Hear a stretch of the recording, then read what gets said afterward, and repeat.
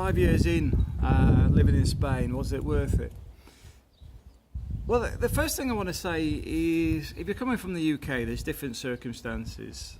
For example, if you're, I don't know, saving up for your retirement and you're focused on just getting the house paid, selling the house or doing whatever, then maybe you'd have a different view. Myself, we come out of the Philippines, and with the Philippines, my cost of living was about the same as Spain, because we had private schooling and stuff like that for the kids. But also, the environment is quite, well, toxic in the sense that the air quality is very poor. So the point being is, there was a whole ream of things I was thinking about. Because the first thought was, when I went out to the Middle East, it was when Zoe got diagnosed with autism, because it made a sort of decision for me that I needed to do something to make sure that the kids were secure long term.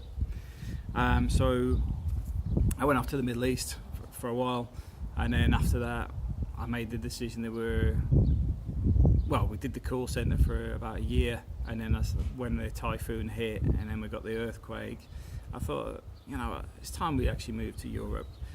At that time, didn't know we were going to Spain, but we then moved over here.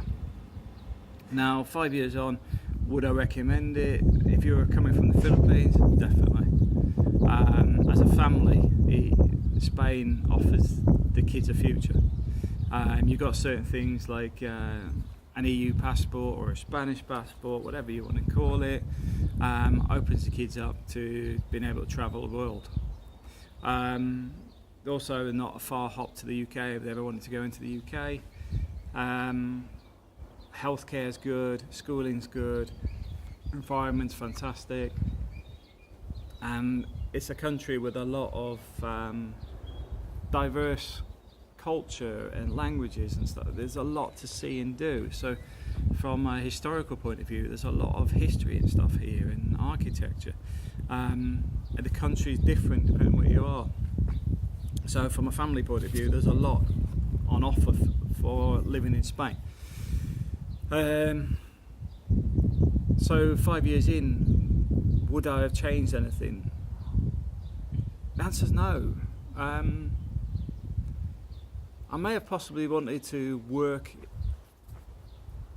in Spain earlier and actually focused on the language earlier.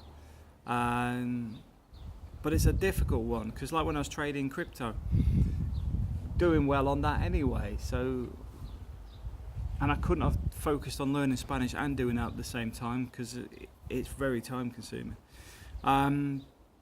So would that have been something I changed? No, because it paid for a life in Spain for a year.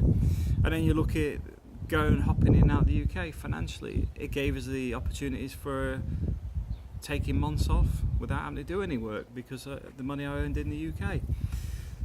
But now it seems right, because the issues I've had in the UK recently, it just seems right to call it a day if I can and set things up here as not a fresh start. I'm not a criminal on the road.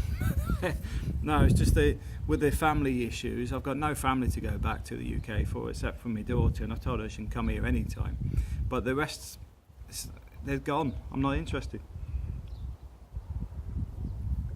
But work-wise, it's very difficult to get people to accept that you can do it remotely, because even if it's remote, they want you to sit in the UK if you're working from home, just in case they need you.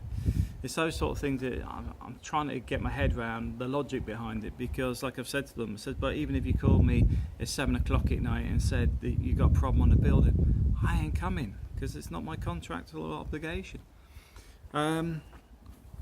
But yeah, there's certain things that I couldn't have changed, and that's the thing. You've got to look at what you've achieved in the 5 years. Well, we've moved house 3 times. Kids are really happy. My daughter's coming on a lot with her autism. Her verbal communication stuff's come on a lot.